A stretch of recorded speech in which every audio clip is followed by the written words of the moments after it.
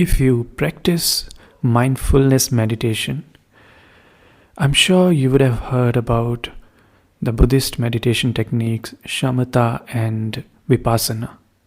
And even if you haven't, then it's not a problem. And in case if you don't practice mindfulness, that's also okay. But I would recommend you to practice, especially in today's world when there's a lot of stress around, our lifestyles are a bit hectic, and all sorts of mental health challenges are there. So please try it if you can. There are a number of applications available. I'm sure wherever you live, there would be certain courses online and offline available for you. So you can try it and improve your life. It generally improves your mental well-being and makes your life experience richer. Sam Harris also has an application called Waking Up.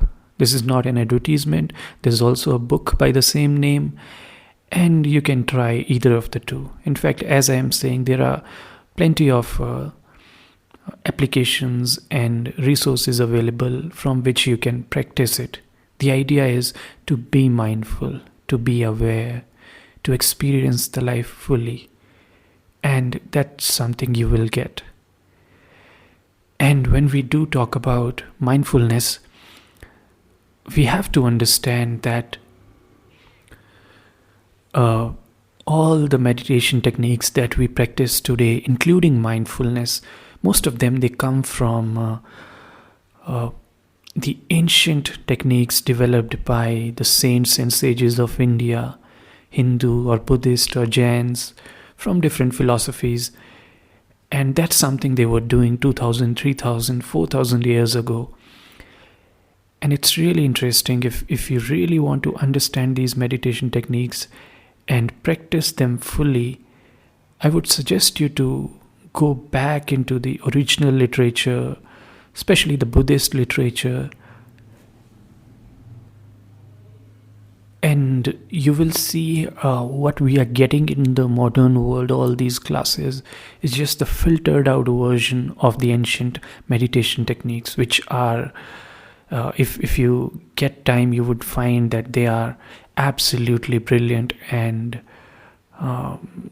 you'd be surprised to see how much effort they have put in on the philosophy, on the technical part of mental well-being. So that's something, these couple of things I'm going to talk about today. I'm going to be talking about and quoting from this book called Reflections on a Mountain Lake. It's written by Annie Tenzin Palmo, and it kind of talks about the Buddhist ideas, and that includes a lot of meditations in between. So these two areas I'll be focusing on, the Shamatha meditation and Vipassana meditation. Shamatha is to calm your mind, and Vipassana is when you look into your mind, you analyze it. In Buddhist culture, you do either one of the two first, and then you go to the second, and sometimes you can do these in parallel. So it all depends on you and your teacher. What are these? What are these meditations? What do they do exactly?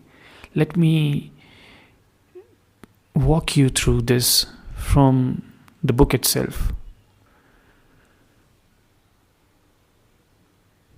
Shamatha means to calm the mind, whereas Vipassana means to look into the mind.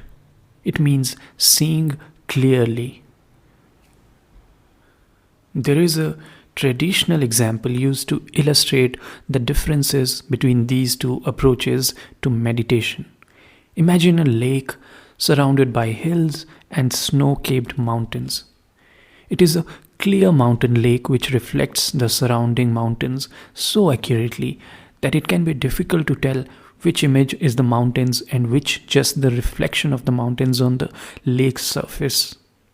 But when this lake becomes agitated by the elements, various things happen. First of all, the surface of the lake breaks up so that it no longer reflects the mountains accurately. The image is still there, but it is distorted.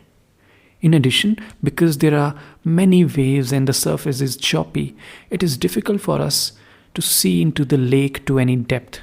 Not only is the surface of the water choppy, but the mud at the bottom of the lake is also stirred up. This pollutes the water, making it muddy and opaque.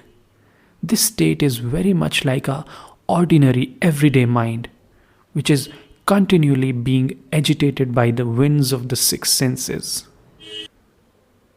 The six senses are sight, hearing, smell, taste, touch, and consciousness.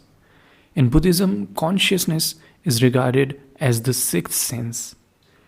Our minds are constantly churned up by our thoughts and our emotions, by what we see, hear, taste, and touch. And because of this, they do not accurately reflect what is happening outside. In other words, when something happens outside, we immediately interpret it in accordance with our biases and prejudices. So, in essence, what the author is trying to say here is that when your mind is calm, when your mind is in a relaxed state, you can process the information correctly. Otherwise, it'll be all be messed up. So that's the point of shamatha meditation, that we relax our mind. We put it into a very calm state. We focus.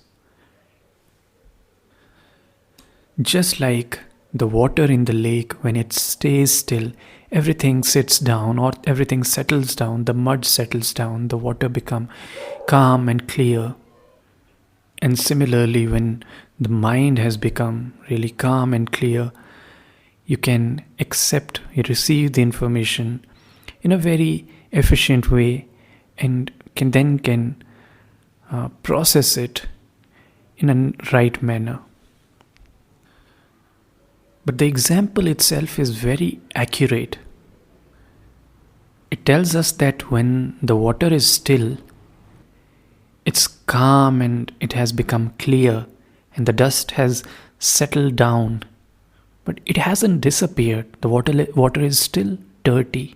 It's not perfectly clean. All we have is, what we have done is, we have just allowed all the dirt and all the particles to settle down. The next step, which is through Vipassana, we work on cleaning those things. That's why it is called as Vipassana or insight meditation. What we do here is that we kind of, let's say, take a torch and look into the mind. Where are our emotions? Where are they coming from? Where are these things getting generated? All the negative emotions, where exactly are they coming from? In other words, where is the dirt coming from? What are its sources? We analyze them. We don't just stay quiet and focus on one thing, but we inquire. We make use of thoughts, our brain, to understand these things. And then eventually we attain this state of bliss. Another interesting thing worth noticing here is that in shamatha meditation, you have to focus. You're focusing on something. And that's where sometimes religion helps, because you have to focus. When you close your eyes, you're just focusing at one concept, one idea. It could be the image of, let's say you're a Christian, you're focusing in the image of Jesus or somebody else. So it's really about, in a sense, it's about that concept where you can completely focus upon. And that's what it does. That's where a lot of people think that what's the point of God and it's imaginary and all these things. But in meditation, it really helps. Whether it exists, God exists or not, that's not even the point here. It's just that the hypothetical concept, which is a strong, powerful image where you can concentrate on, and that helps you calm your mind. And that's the first step. And the second step is you observe everything, your mind, everything. Whenever anything happens, let's say you get angry.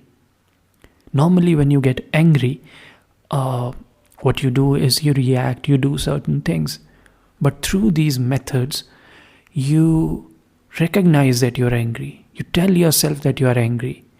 You trace the root of your anger, where it is, that is it is coming from, and what is causing it, how it is impacting, where exactly it is impacting in your mind, your body, how it is affecting everything in your body.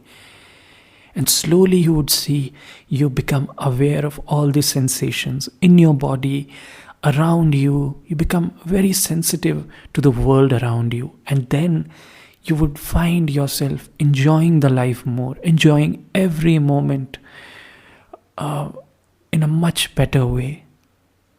You observe, you live, and that's wonderful. So that's the idea, and I will keep talking about various meditation techniques in the future as well, from other resources also. And I hope that you would take up one of these practices. Thank you.